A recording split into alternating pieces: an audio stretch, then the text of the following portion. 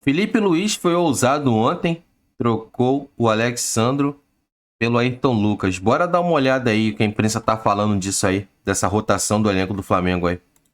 Você corre o risco com isso de desmotivar um jogador que vinha crescendo depois de muito tempo de lesão, que é o Vinha, e que é um jogador muito importante, não só no momento defensivo, mas em chegada na área. O Vinha vai, lembra dos tempos de Palmeiras? Ele vai muito bem em jogada aérea. E um jogador assim precisa ser muito bem cuidado. Então, além de fazer uma boa gestão de vestiário, de tentar manter o Vinha motivado, o Felipe Luiz precisa também entender os sinais do campo ali. O Ayrton Lucas, há alguns jogos, não tem entrado bem. E quando não entra bem, até pensando no jogo de volta do Racing, que tem Martirena, que apoia muito pelo lado direito, Solari, que é o ponta mais rápido, no lugar do Felipe Luiz eu repensaria o reserva do Alexandre para esse jogo. Para mim, o Vinha pode ser mais útil no plano estratégico, mas eu entendo também o Felipe Luiz por gostar do estilo de jogo do Ayrton Lucas, por ser mais agudo, mas eu acendo essa luzinha amarela para não perder, do ponto de vista anímico, um grande jogador que vinha se recuperando bem como vinha. Então eu vou perguntar para o Jailson o que ele acha e colocar o Eugênio também na conversa. Eugênio, o que você acha disso? Essa questão de um lateral esquerdo pode ser assim determinante, né? Num lateral esquerdo reserva pode ser determinante para a reta final da temporada, Eugênio? Todas as peças são determinantes, né, Bruno?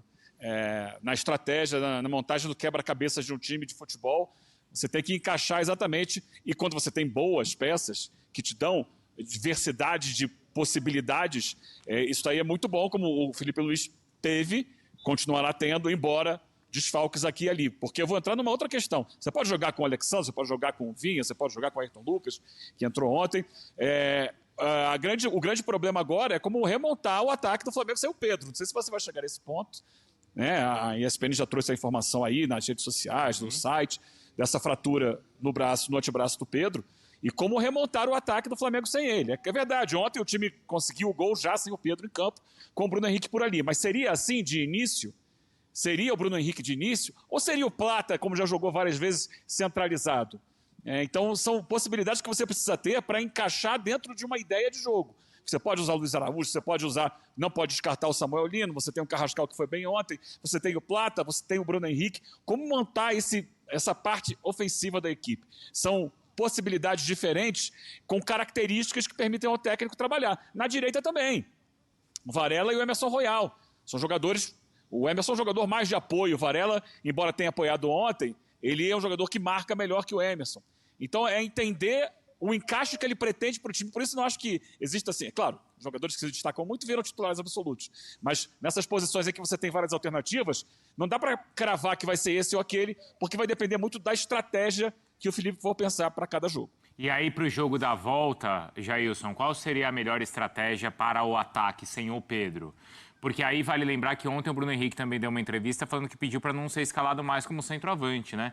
Poxa, a entrevista no momento, né? Ele falou no momento que não era para falar. Foi. Né? Ele Bruno deu Henrique azar, é né? sincerão. Ele deu azar, né? Sem... Que timing. Não foi, Jailson? Assim, vou pegar o gancho da pergunta em relação ao Bruno Henrique, mas também vou tranquilizar o Breler.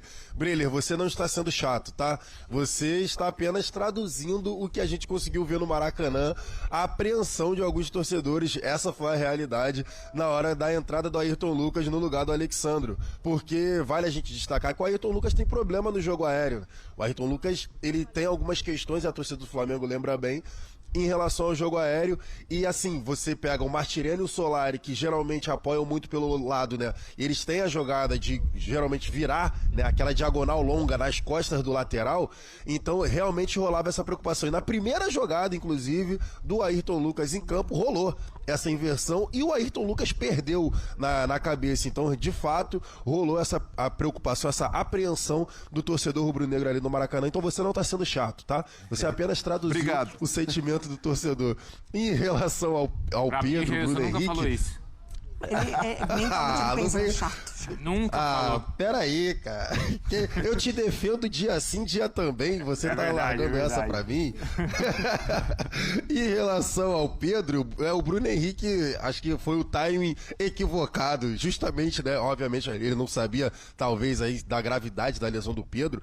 Mas assim, repetindo o que a gente falou na primeira hora, eu acredito que o Bruno Henrique e o Plata podem jogar nessa posição no jogo de volta, principalmente por conta da ausência ali, né, do time do Racing, tenha que sair mais pro jogo e ter um pouco mais de espaço para jogar. Então o Racing provavelmente vai ter que sair um pouco mais pro jogo, porque está perdendo o jogo de 1-0 e vai gerar espaço nas costas, vai dar campo pro adversário.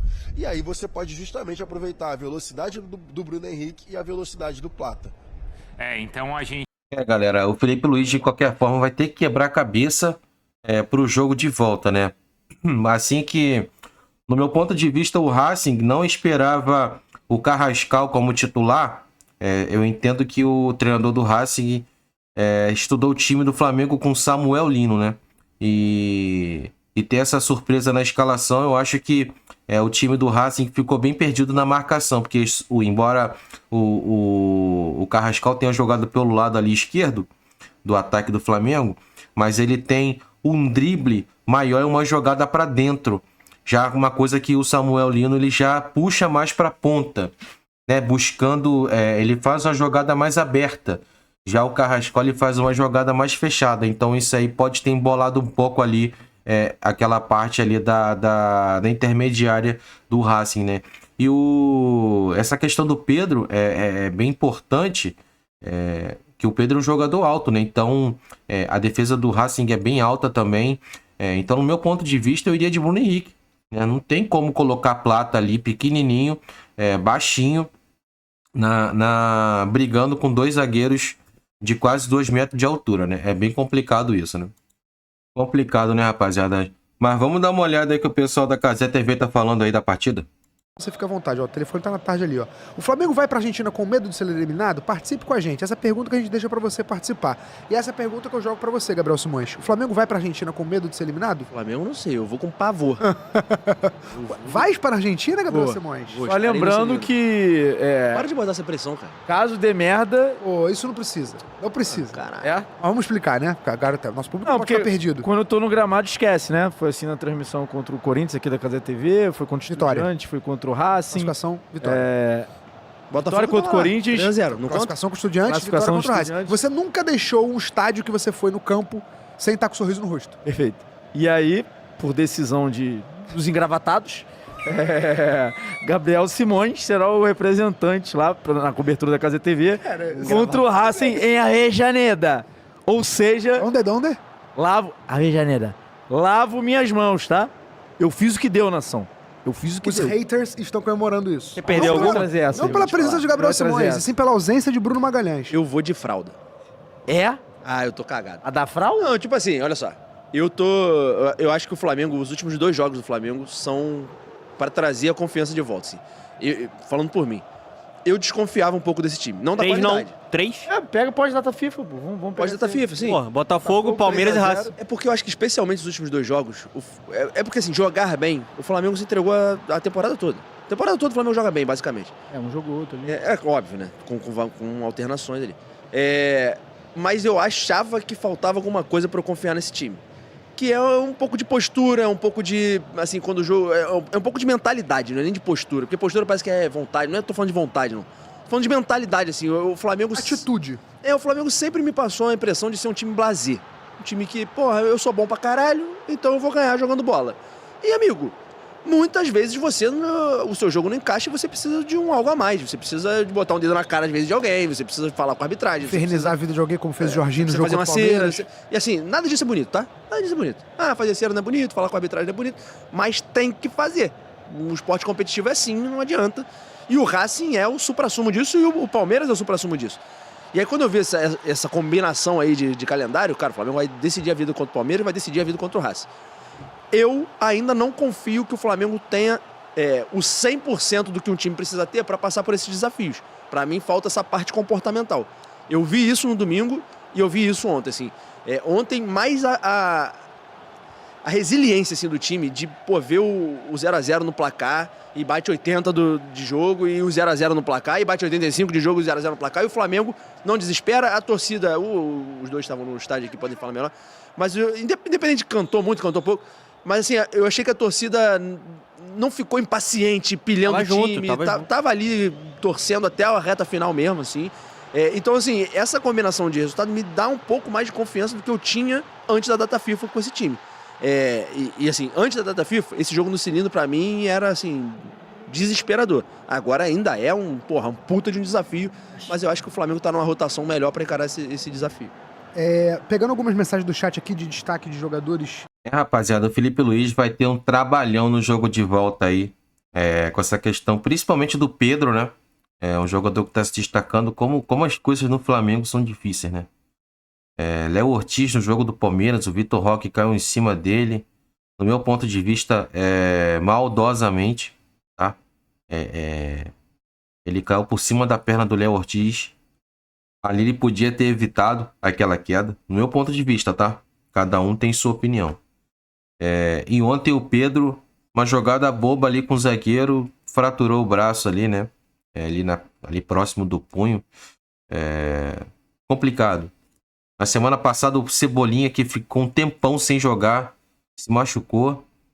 E agora tem essa questão aí para esse abacaxi pro Felipe Luiz descascar no jogo de volta. Vai ser um jogo muito difícil. A gente tem que ficar confiante, não tem jeito. O Flamengo já superou alguns obstáculos bem complicados aí na Libertadores. O próprio jogo do Inter, o próprio jogo do Estudiante. E vai ter mais esse aí. A gente sabe, Libertadores, você pode falar, o time é fácil, foi mal na chave dele. Mas é jogo complicado, né, rapaziada? Tem que ir com concentração total pro jogo de volta. Se eu pudesse, assim, se eu tivesse lá no Flamengo, tivesse o poder, eu já mandava os jogadores pra Argentina, já ficar concentrados e confinados totalmente. Escondidos também, né? Sem divulgar onde, pra não ter aqueles foguetórios que a gente sabe que argentino tem, né? Para se concentrar ao máximo para essa partida. E contra o Fortaleza no sábado, mandava a equipe sub-20. Ou os reserva do reserva, né? Mas é isso aí, rapaziada. Comenta aí o que vocês acharam aí, seu vídeo aí. Beleza? Espero que vocês tenham curtido o vídeo. Beleza? Comenta aí o que vocês acharam. E se inscreva aí também para não perder nada. Fechou? Vou ficando por aqui. É nóis. Tamo junto. Valeu.